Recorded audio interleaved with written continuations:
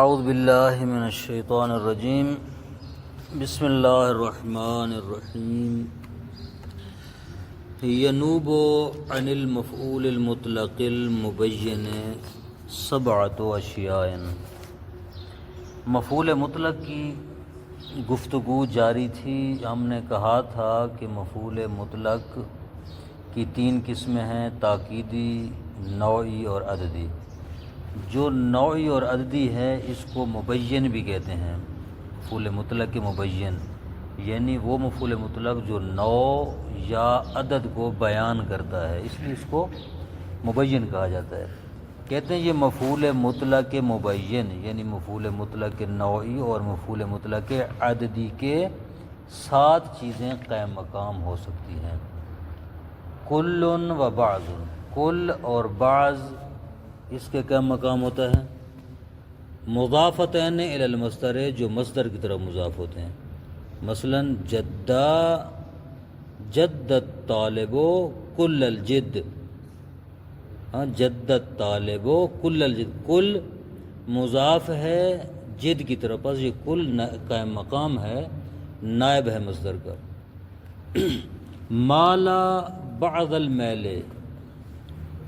بعض مصدر کے کیا مقام ہے، مفعول مطلق کے کیا مقام ہے، جو مضاف ہے مصدر کی طرف، میل کی طرف۔ دوسرا العدد والآلۃ المعہودۃ لفعلہ، عدد اور آلہ جو فعل کے لیے ہوتا ہے، بنایا گیا ہوتا ہے فعل کے لیے، اس کو بھی نائب مفعول مطلق قرار دیا جا سکتا ہے۔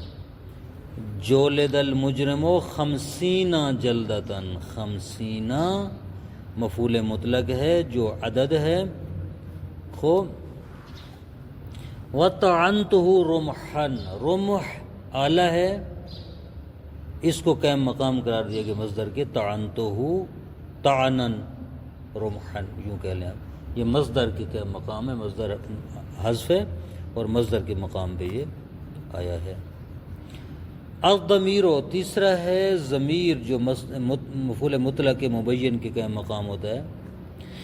علمتک تعلیما لا اعلمہ احدا، لا اعلمہ احدا، تو یہاں پر علمتک تعلیما، یہاں پر لا اعلمہ احدا، تو یہاں پر ضمیر جو ہے کا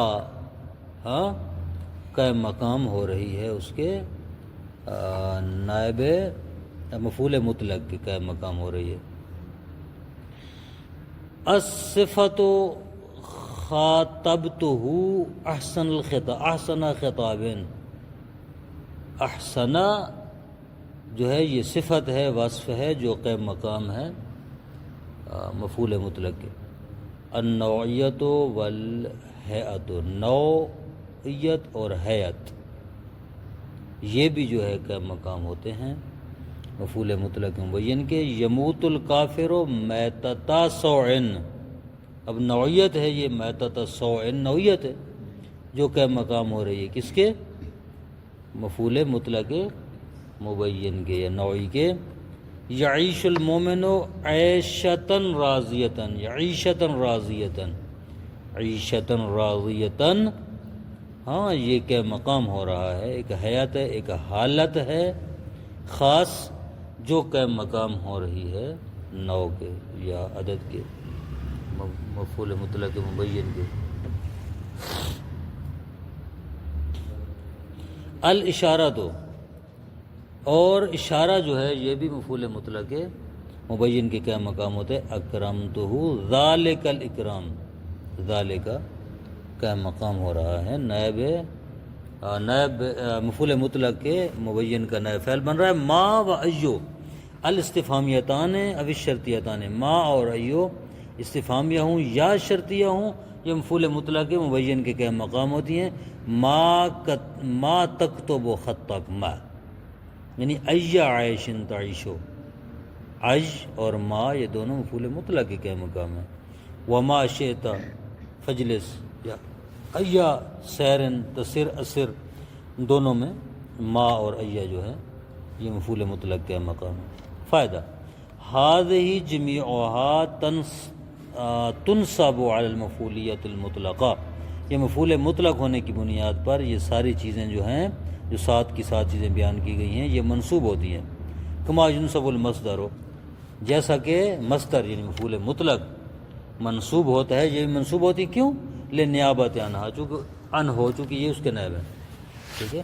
جس طرح منوب عن ہو منصوب ہوتے، یہ ان کے نائب بھی جو ہیں وہ منصوب ہوتے ہیں۔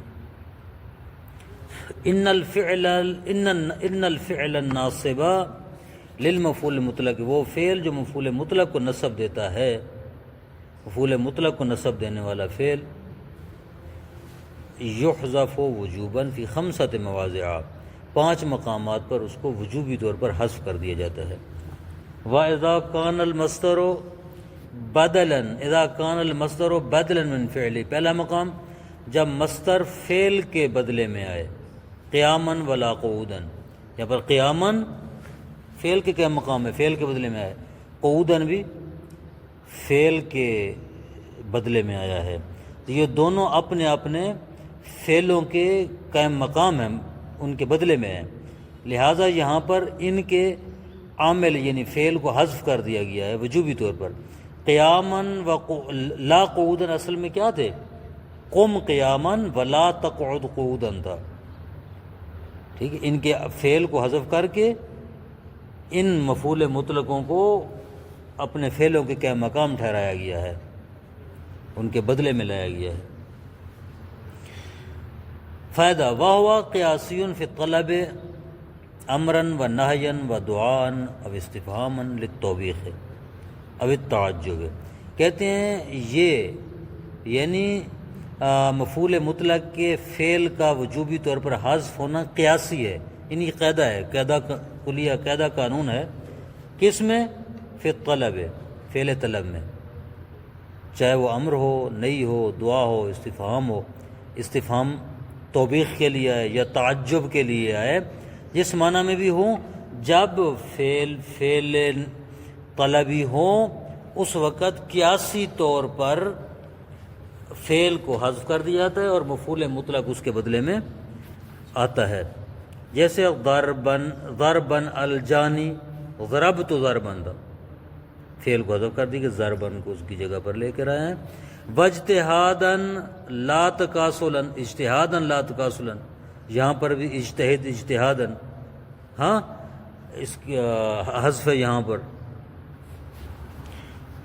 سقیاً و سعداً، یہاں پر بھی عشق سقیاً و سعد سعداً، ان کا عامل جو ہے فعل حذف ہے اور مفعول مطلق اس کے مقام پہ آ گیا ہے۔ راعیاً للرجال، لرجال الخیر، تباً و سحقاً و جزعاً لرجال السوء، ان سب میں ان کے جو عامل ہیں وہ کیا ہیں؟ ارعا رعیاً مثلا، تب تباً، ہاں، سحق سحقاً، ساحق سحقاً یا اسحق سحقاً، یہاں پر ان کے عامل جو ہیں وہ حذف ہیں اور مفعول مطلق ان کی جگہ پر آئے ہیں۔ واقع قول کا اللؤمن و انت کریم الحسب، اللؤمن یعنی اتلوم و لؤمن وغیرہ۔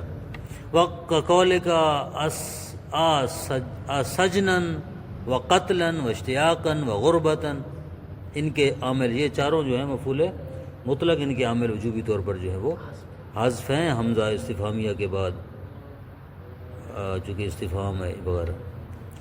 اما فی غیر طلب، فعل غیر طلب جو ہے کیا اس میں حذف کیا جاتا ہے یا نہیں کیا جاتا؟ کہتے ہیں فیستعمل قلیلاً، قلیل طور پر وہاں پر عامل کو حذف کیا جاتا ہے، یعنی فعل کو حذف کیا جاتا ہے مفعول مطلق کے عامل کو۔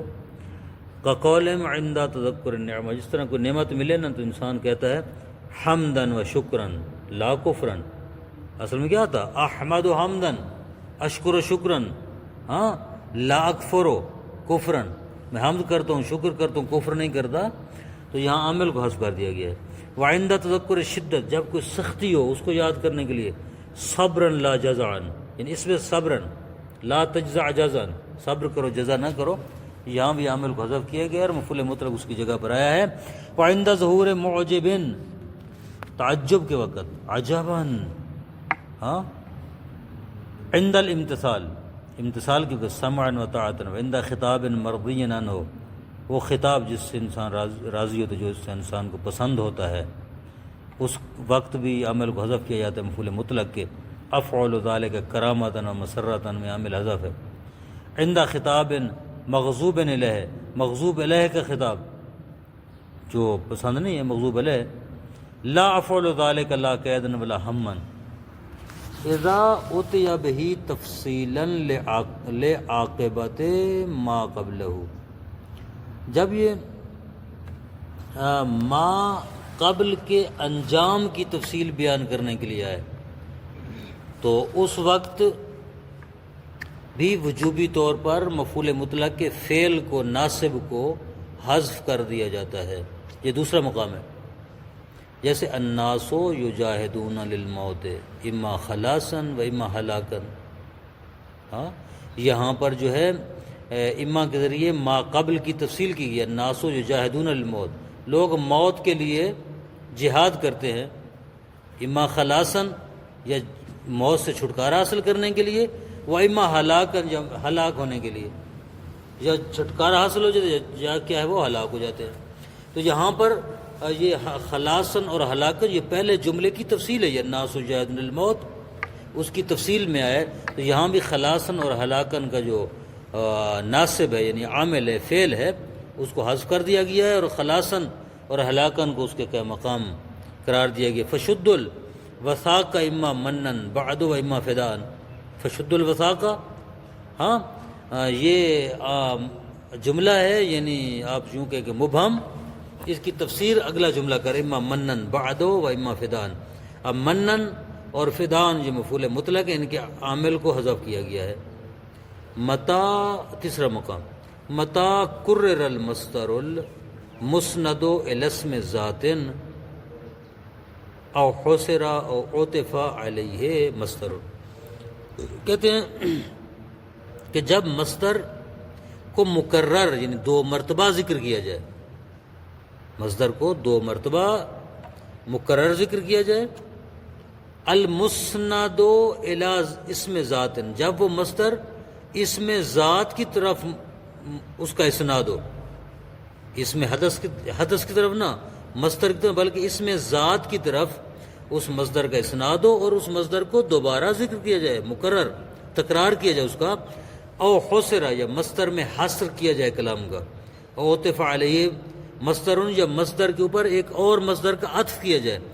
ان تین مقامات پر بھی مفعول مطلق کے عامل یعنی ناصب کو وجوبی طور پر حذف کر دیا جائے گا. مثال الغلام بکاء بکاء، یہاں بکا مصدر اس کا تکرار کیا گیا ہے، اور اس کا اسناد کس کی طرف ہے؟ بکاء بکاء کا، اسم ذات کی طرف. کون سی ہے؟ وہ الغلام ہے، اسم ذات ہے، یعنی مصدر وغیرہ تو نہیں، غلام اسم ذات ہے، ایک شخص کا کہہ لیں وصف ہے یا اس کی جو